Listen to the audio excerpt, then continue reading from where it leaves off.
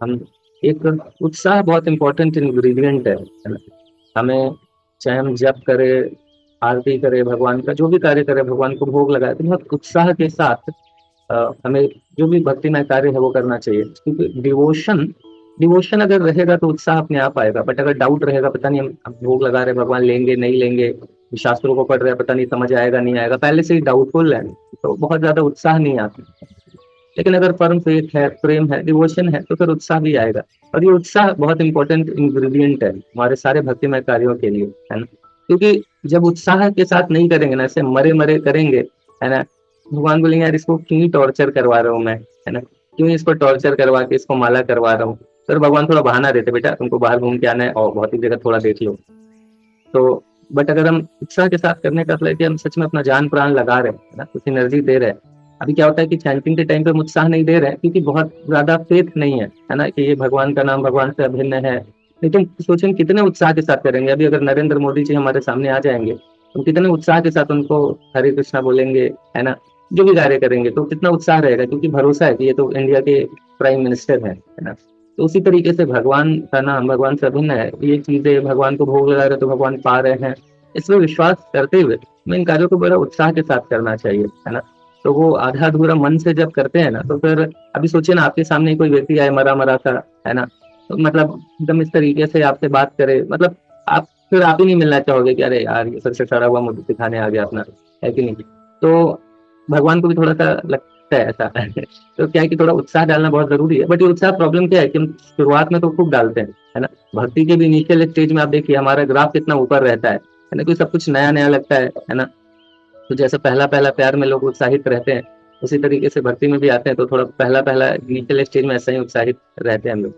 But उसके बाद फिर हम उत्साह के साथ डालते हैं, इन्वेस्ट करते हैं। बट क्या होता है कि कुछ समय के बाद हमें कुछ समय, मतलब उत्साह के साथ भी कार्यों को जब हम सिलेक्ट करके करने का करते हैं प्रयास, तो हमारे अनर्था है ना, हमारी पुरानी आदतें हैं, इतना आसान तो नहीं होता है। थोड़ा थोड़ा बार बार हम गिरते हैं, तो फिर क्या चाहिए उसके लिए, निश्चय चाहिए, है ना, डिटर्मिनेशन चाहिए, स्ट्रॉन्ग डिटर्मिनेशन अगर है तो फिर क्या रहेगा कि वो थोड़ा सा नीचे भी गिरेंगे ना, तो भी वो मतलब फर्म रहेंगे कि नहीं, मुझे अभी नहीं हो रहा है, कोई बात नहीं, मुझे प्रयास करते रहना है, डिटरमाइंड है कि मेरा गोल पक्का है ना?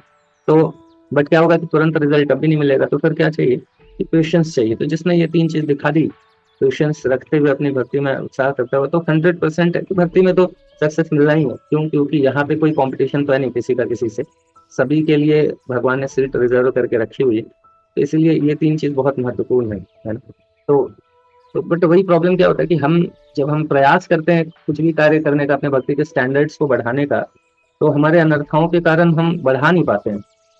तो बहुत फाइट करना पड़ता है, उसके लिए डिटर्मिनेशन चाहिए।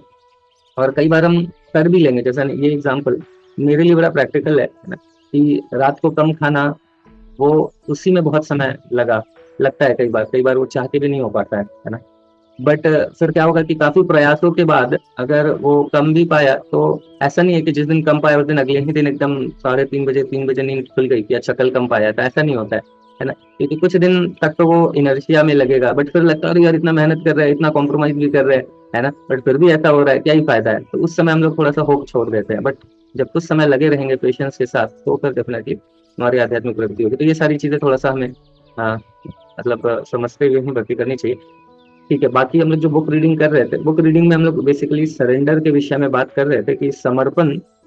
उस समय हम लोग ये डिस्कशन कर रहे थे कि एक भौतिक व्यक्ति और एक आध्यात्मिक व्यक्ति, तो मैं दोनों में डिफरेंस क्या है। तो जो मटेरियलिस्टिक व्यक्ति है उसका क्या है कि वो भी उन सारे को कार्य कर रहा है, हम भी कर रहे हैं, हम भी ऑफिस जा रहे हैं, जो जॉब का प्रयास कर रहे हैं, पढ़ाई का प्रयास कर रहे हैं, बिजनेस एक्सपैंड करने का प्रयास कर रहे हैं, इस सब का कुछ तो हम भी कर रहे हैं, है ना। ऐसा तो नहीं हमारे अंदर कुछ ऐसा पीछे से लाइट निकलना शुरू हो गया है ना। तो सर क्या डिफरेंस है हमारे में और बाकी मटेरियलिस्टिक व्यक्तियों में।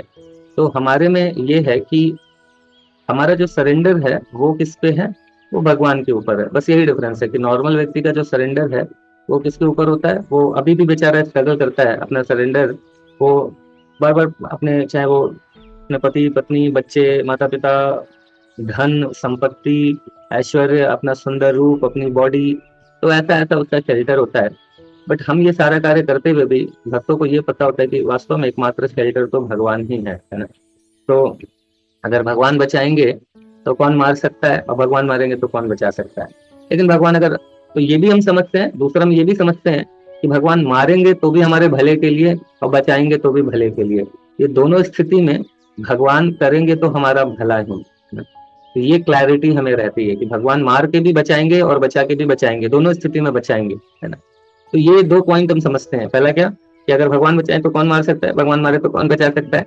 लेकिन अगर भगवान मारे तो भी वो बचाने के लिए ही मारेंगे और बचाए तो बचाएंगे ही, है ना।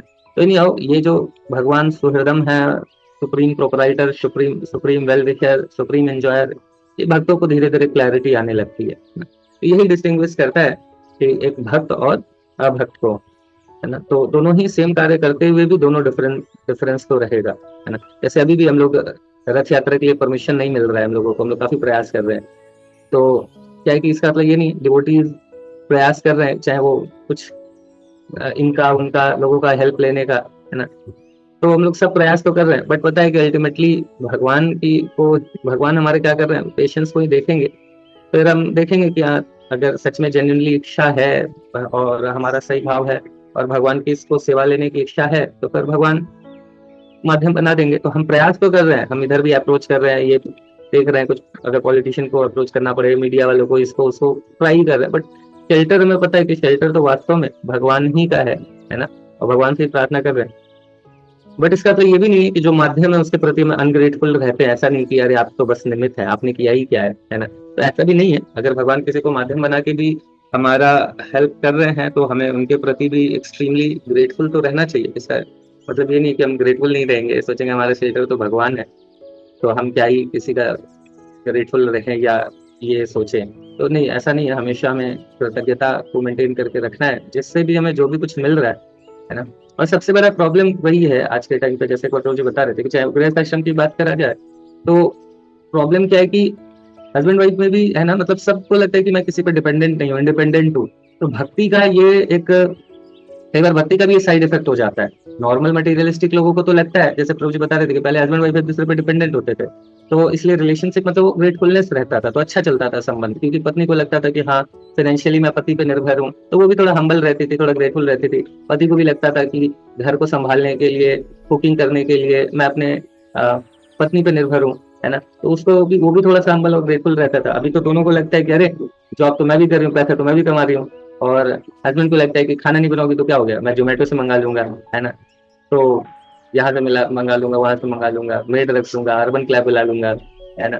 तो मतलब वही है कि जो दोनों के प्रति मतलब कुछ वो ऐसा नहीं है, थोड़ा डिपेंडेंसी जैसे जैसे कम होता जा रहा है, तो थोड़ा सा रिलेशनशिप इसलिए भी वन ऑफ द रीजन है, इसके कारण थोड़ा सा भी वैसा हो रहा है, क्योंकि दूसरे पे डिपेंडेंसी नहीं है तो ग्रेटफुलनेस कम हो जाता है ना। और ग्रेटफुलनेस नहीं है तो फिर जो हार्ड टाइम आएगा उसको झेलने की शक्ति खत्म हो जाती है ना। अच्छा समय है तो फिर तो बढ़िया है, लेकिन जब हार्ड टाइम आएगा, जब व्यक्ति ग्रेटफुल रहता है तो फिर क्या होता है कि जब थोड़ा हार्ड टाइम भी आता है तो उसको टॉलरेट कर लेता है ना। लेकिन जब अगर हम ग्रेटफुल नहीं है तो जब टफ टाइम आता है तो लगता है कि तुमने मेरे लिए किया ही क्या है ना। तो रोटी रोटी के लिए तो मैं जोमेटो पे निर्भर था, तुमने क्या किया, मतलब इस तरीके से थोड़ा सा हो जाता है। तो ठीक है ना। तो बहुत इंपॉर्टेंट है कि ये ग्रेटफुलनेस, तो ग्रेटफुल रहना है, बट ग्रेटफुल रहते हुए भी शेल्टर तो भगवान का ही लेना है ना। ये चीज हमेशा याद रखना है, तो ग्रेटफुल रहते हुए।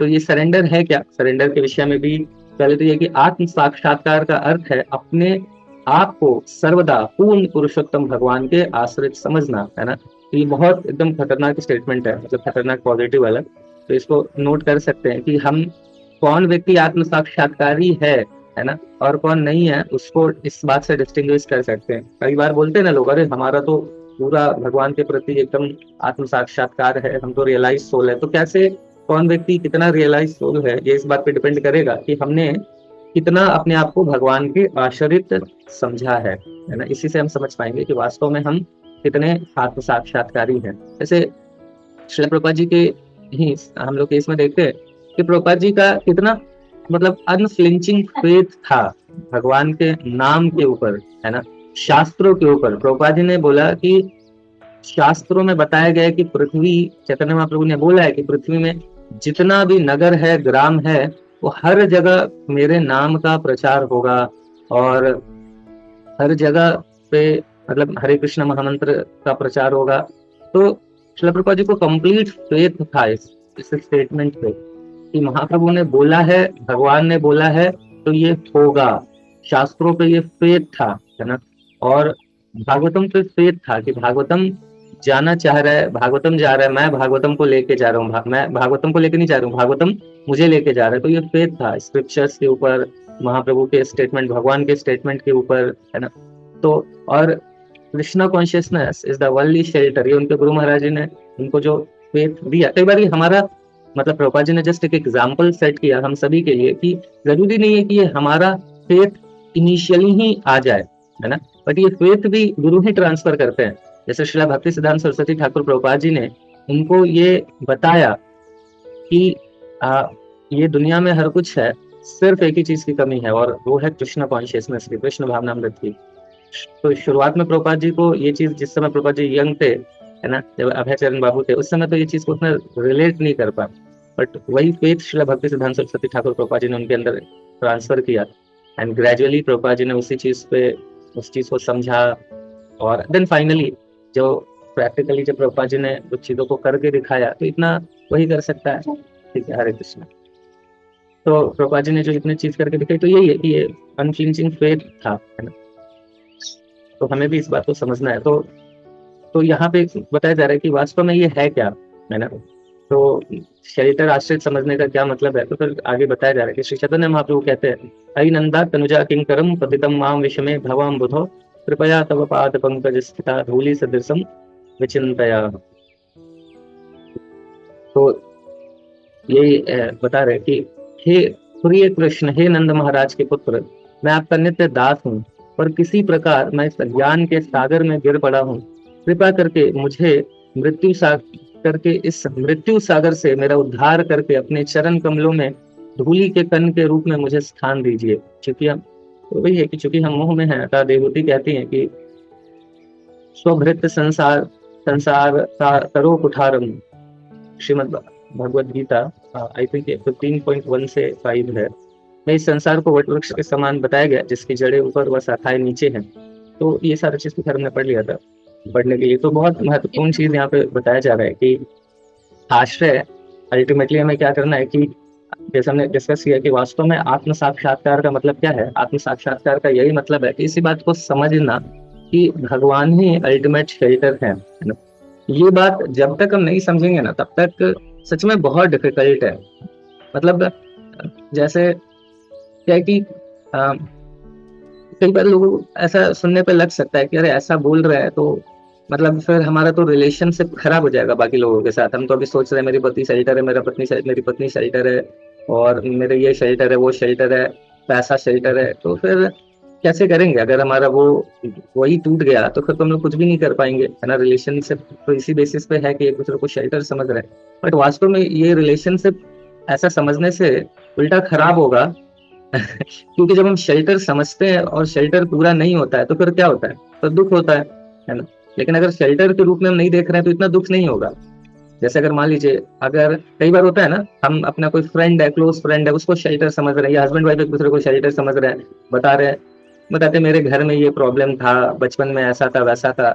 और फिर पति पत्नी की जब लड़ाई होती है तो बोलते तुम तो बचपन से ही आती हो, तुम्हारे तो घर वाले भी आते हैं है ना। तो शेल्टर लेके बेचारे शेयर करते हैं, पर लेकिन उसी को उन्हीं के अगेंस्ट यूज किया जाता है। तो लगता है अरे यार, मैंने इसको अपना शेल्टर समझ के ऐसा शेयर किया और ये तो ऐसा कर रहा है ना। तो व्यक्ति थोड़ा बेचारा बड़ा दुखी हो जाता है कि ऐसा क्यों ही हो रहा है ना। लेकिन हम इस बात को अगर समझेंगे कि नहीं, अल्टीमेटली शेल्टर तो भगवान ही है ना, पूर्णतः निर्भर भगवान पे ही रहना है। तो बाकियों पे निर्भर अगर हम शेल्टर बाकियों को समझेंगे तो फिर दुखी होना बहुत ही स्वाभाविक हो जाएगा, और इसलिए हम दुखी होते भी हैं। बट अगर भगवान का शेल्टर लिया है फिर कोई टेंशन नहीं, फिर हम ठीक है, बाकी सभी लोग जो भी है उनकी सेवा कर रहे हैं, बढ़िया, तो इसमें इशू नहीं है ना। शेयर भी कर रहे हैं, हर्ट शेयर भी कर रहे हैं, बट एक हम पता रहता है ठीक है अल्टीमेट शेल्टर भगवान ही है। पर जैसा भी रेसिप्रोकेशन होगा हम दुखी नहीं होंगे ना, इस बात को समझना है। बट ये इतना आसान भी नहीं है ना। यही चीज बताया जा रहा है कि ये इतना आसान तो है नहीं, क्योंकि यही जैसे जीवात्मा क्या है, जीवात्मा एक तो भगवान की अंतरंगा शक्ति, इंटरनल पोटेंशियल, वो क्या है, वो है आध्यात्मिक जगत, है ना, आध्यात्मिक चीज है। दूसरी भगवान की बहिरंगा शक्ति से भगवान ने भौतिक जगत को प्रकट किया है, और जीव बेचारा बीच में लटका हुआ है। हम लोग जो जीवात्मा है, तटस्थ शक्ति है, दोनों साइड जा सकते हैं।